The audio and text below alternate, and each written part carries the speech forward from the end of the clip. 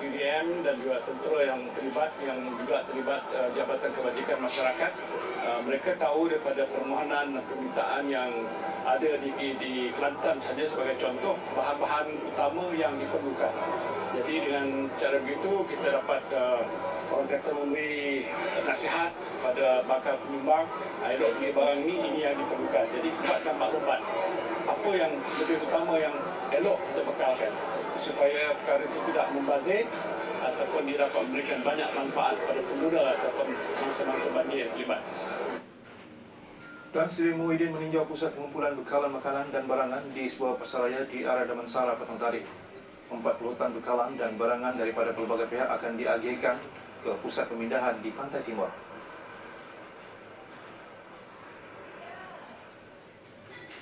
Di Terengganu, wartawan KH Rusdi Muhammad Nazri melaporkan 13 juta ringgit diterima kerajaan negeri menerusi peruntukan segera yang diluluskan oleh Kementerian Keuangan. Peruntukan itu bagi memudahkan pembelian peralatan dan bantuan keperluan mangsa banjir di daerah terjejas sekaligus meringankan beban yang dihadapi. Selain peruntukan segera itu, kerajaan negeri turut membuat peruntukan tambahan bagi memperkasa saluran bantuan di daerah terjejas. Kita setuju untuk meluluskan tambahan peruntukan kepada JKM untuk menyediakan keperluan barangan, makanan dan sebagainya sebanyak RM1 juta. Dan di samping itu kita juga bersetuju untuk memberi peruntukan kepada don-don yang agak kritikal sekarang ini. Di mana don-don yang kritikal seperti di Kemaman, setiap don akan menerima peruntukan tambahan peruntukan sebanyak RM100,000. Dan kawasan-kawasan yang Kemaman, Dumung ini semua akan terima RM100,000. Kawasan-kawasan lain akan menerima RM50,000. Datuk Razif sebelum itu mempengerusikan mesyuarat khas Jawatankuasa Pengurusan Bencana Negeri di Bilik Gerakan Negeri Wisma Darul Iman.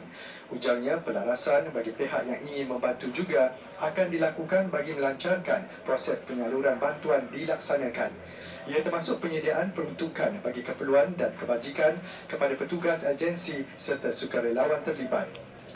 Saya dan jurukamera Abdul Aziz Abdullah kemudiannya menyertai tinjauan udara bersama Datuk Razif ke beberapa daerah yang terjejas akibat banjir, antaranya Kemaman, Dungun dan Hulu Terengganu. Kerajaan negeri kini sedang mengenal pasti lokasi-lokasi selamat bagi membangunkan bangunan seberguna sebagai pusat pemindahan mangsa banjir di masa depan. Ia bagi memurangkan kebergantungan pusat pemindahan pada masa kini yang bertumpu di sekolah dan juga masjid berdekatan. Apa yang pasti, ia komitmen secara berterusan bagi memastikan persiapan awal banjir dapat dipertingkatkan. Rusdi Muhammad Nazri, TV3. Wartawan Khairul Rizwan Azizan dalam pada itu menyelusuri Sungai Pahang sejauh 3 km ketika mengikuti misi bantuan ke Cini Pekan. Masyarakat orang asli, golongan yang ingin dibantu.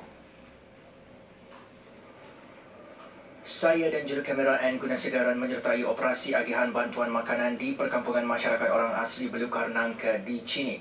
Berdepan arus deras antar cabaran perlu dilalui sebelum tiba di kampung berkenaan.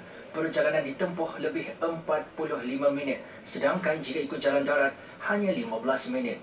2 bot milik penduduk tempatan terpaksa digunakan bagi membawa semua barangan bantuan secara bergilir-gilir.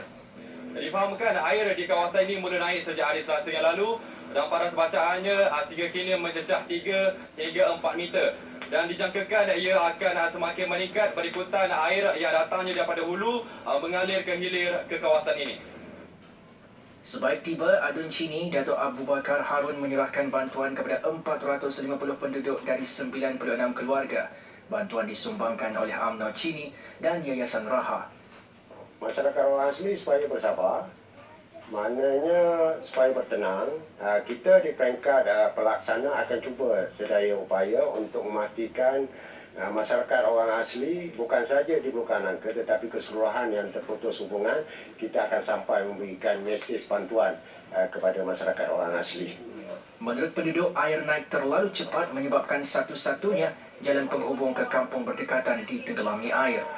Kami di sini pun tidak menyangka sebenarnya air yang naik begitu kuatlah.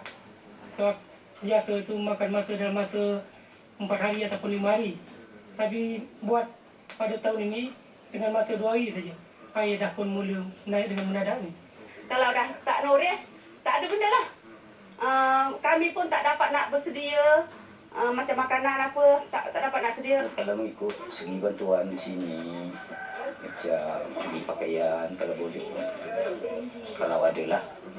Kalau boleh ni macam pakai tual apa, pakai lampin, pakai ruang tu, kalau boleh susu budak tu.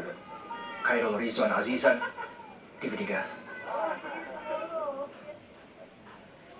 Di Perak, banjir di negeri itu tidak banyak menunjukkan perubahan walaupun cuaca agak baik di beberapa kawasan. Namun terdapat sedikit penurunan mangsa banjir yang masih berada di pusat pemindahan di 4 daerah. Untuk perkembangan terkini kita bersama Arashi Azim. Silakan Arashi. Baiklah Kemi, untuk perkembangan terkini sehingga jam 6 petang tadi jumlah mangsa yang dipindahkan ke pusat pemindahan berjumlah 7,539 orang berbanding 7,513 pada sebelah pagi. Dan kesemua mereka ini adalah dari 2,001 keluarga yang ditempatkan di 53 pusat pemindahan di 4 daerah, iaitu di Perak Tengah, Kuala Kangsar, Hulu Perak dan juga Krian. Mana di daerah Perak Tengah terus mencatatkan jumlah mangsa banjir yang tertinggi mencecah kepada angka 4,026 mangsa dari 1,095 keluarga yang ditempatkan di 19 pusat pemindahan seperti di Maktab Rendah Sains Semara, Pasir Salah dan Sekolah Menengah Kebangsaan Sultan Muzaffar Shah. Di daerah kedua tertinggi jumlah mangsa ialah di Kuala Kangsar yang mencatatkan seramai 2,566 orang dari 649 keluarga yang ditempatkan di 22 pusat pemindahan. Sementara itu di daerah Hulu Perak pula menunjukkan sedikit penurunan mangsa yang dipindahkan adalah seramai 707 dari 183 keluarga yang ditempatkan di 11 pusat pemindahan. Dan di daerah Krian pula tidak berubah dengan mencatatkan jumlah mangsa banjir kepada 240 orang dari 74 keluarga yang ditempatkan di satu pusat pemindahan sahaja, iaitu di Sekolah Kebangsaan Bukit Merah. Dan saya kira itu sahaja perkembangan terkini yang dapat saya bawakan di Perak ini. Kembali semula ke Kemi di Seri Pentas. Terima kasih Arashi. Selepas melakukan lawatan pertama pada Khamis lalu,